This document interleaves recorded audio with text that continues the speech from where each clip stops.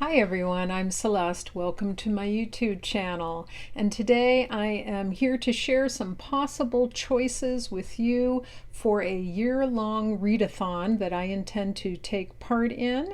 And I'll be sharing some of my possible choices for that. It's a tag called Historathon 2024, and it's the brainchild of Vin from a channel called Revenant Reads, which is being co-hosted by lots of really great booktubers, and I'll post their information down below. Now, Historathon 2024 is a year-long celebration of reading historical nonfiction. The goal is to read, discuss, and spotlight works of history, and to encourage reluctant readers to give history a try. I read lots of historical nonfiction anyway, and so this isn't really very arduous for me to do because I love reading history, as anyone who watches my channel knows. The calendar year is going to be divided into 3-month blocks, and so there's 4 quarters for the year. The first quarter goes from January through March, and that shall cover the time period of prehistory through 500 CE or AD, depending on which term you use. Then from April to June, it will be from 500 to 1500. July through September goes from 1500 to 1820, and October through December goes from 1820 to the present. So to participate, you can simply read a work that falls into the time period as mentioned, and which will be outlined below. Read more works if you want, but really to participate in Historathon, just read some nonfiction history.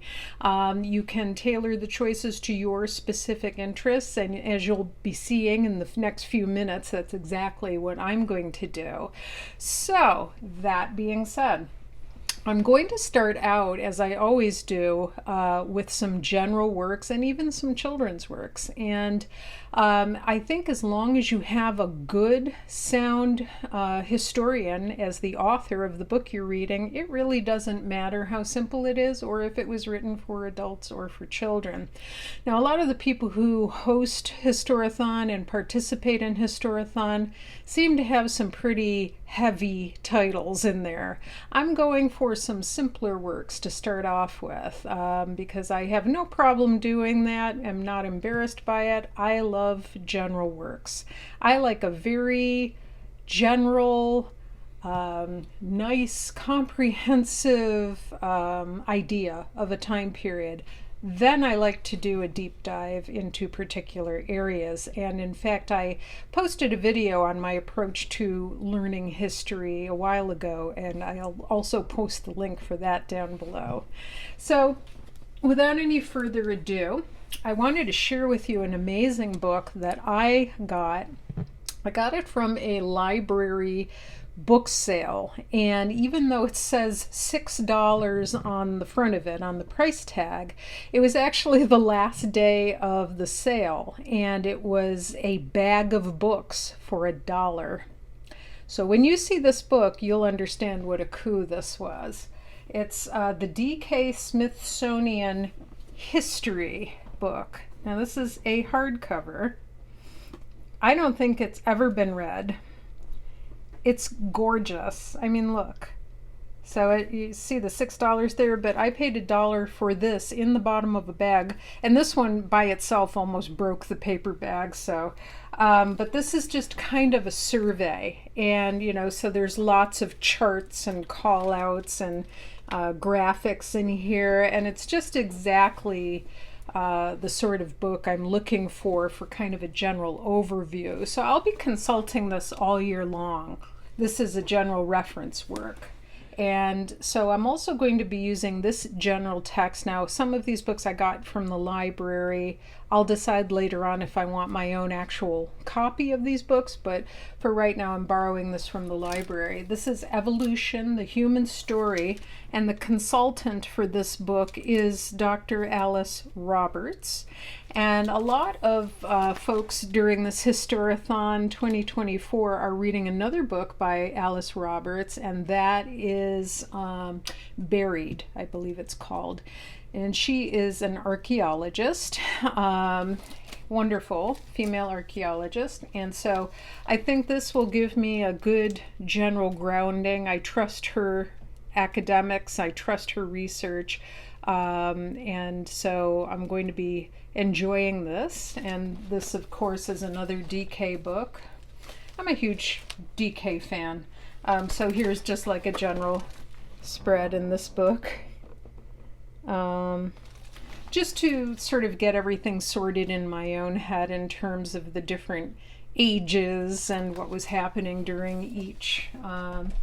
And then I'll also be looking at some archaeology. Now, I had mentioned in another video that I love Time Team, the old show Time Team, which is all about archaeology of different periods, and I think it's a wonderful tangent to studying history.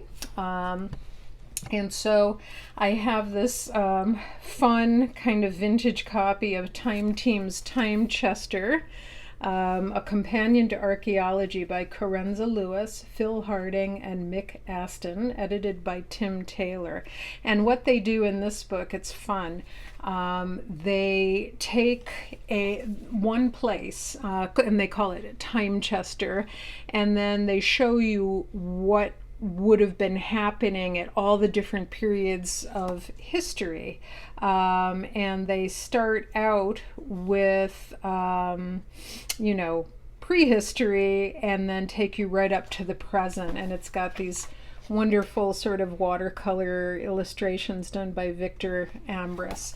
So they're basically staying in the same place for the entire book and just telling you what you would find as each era goes by. I think the way I'm going to do it, actually, is I'm going to read my general books. Then I'm going to read an overview of the particular time period that's being focused on in that quarter. So, for example, the first quarter, January through March, is prehistory to 500 AD. So I'm going to be reading general evolution. I'm going to be reading general prehistory. Then I'm going to focus specifically on the lives of women and children. And this one is one that I'm interested in. This is from the library. It's by Rebecca Ragg Sykes, and it is Kindred, Neanderthal Life, Love, Death, and Art. And this has a little blurb on the front of it down here that says, a wonderful portrait of these enigmatic long-lost relatives. And that's Alice Roberts saying that. So there's that book. It says, Kindred is a beautifully written exploration of our fast-developing understanding of Neanderthals and their culture, and a compelling insight into how modern science is revealing the secrets of an extinct species who, for 350,000 years before Homo sapiens became dominant, inhabited a world as wide and rich as the Roman Empire. So it looked really good to me. And Rebecca Ragg Sykes uses her experience at the cutting edge of Paleolithic research to share our new understanding of Neanderthal, shoving aside cliches of rag-clad brutes in an icy wasteland. She reveals them to be curious, clever connoisseurs of their world, technologically inventive, and ecologically adaptable. I'm also going to be interested in the role of women during this period. So we'll be talking about, were women hunters and in prehistory, and who actually did the cave paintings? Was it more men or more women? And what were the role of women during this time? So definitely interested in pursuing that book. And then additionally, there's another book that I've ordered, and that is called The Invisible Sex: Uncovering the True Roles of Women in Prehistory. That book is by someone named J.M. Adavasio, and it was published by Smithsonian in 2007. And the description for that book is Two leading archaeologists challenge assumptions about mankind's earliest days, arguing that women played a central role in the development of language and social life. In short, in our becoming human. So that sounded fantastic to me. From that point, I will be moving on to taking a look at Roman culture, and I'm probably truthfully just going to sort of read generally about that and then read little concise biographies of the Roman emperors. And I might take a look at some sort of generic books about Roman architecture and art, and what was like their daily life and the layout of a villa, and what were their different roles in society. From that point, I am going to then focus in on women of the period through two works, and the first is called Domina, The Women Who Made Imperial Rome. That book is by Guy de la Bedouire, and he is a specialist on the Roman Empire. He also appeared on Time Team as the Roman expert and consultant. And so the description for that book is Augustus, Tiberius, Caligula, Claudius, and Nero. These are the names history associates with the early Roman Empire. Yet not a single one of these emperors was the blood son of his predecessor. In this captivating history, a prominent scholar of the era documents the Julio-Claudian women whose bloodline, ambition, and ruthlessness made it possible for the emperor's line to continue. Eminent scholar Guy de la Bedouire, author of Praetorian, asserts that the women behind the scenes, including Livia, Octavia, and the elder and younger Agrippina, were the true backbone of the dynasty.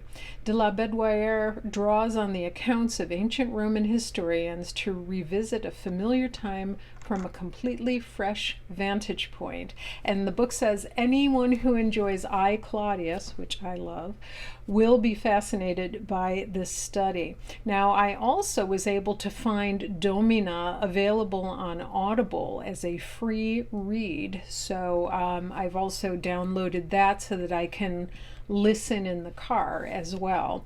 And so I'm going to be taking a look at that one. And then additionally, I'm going to be looking at another book on the role of women in ancient Rome, and that is called A Rome of One's Own, The Forgotten Women of the Roman Empire by Emma Southon.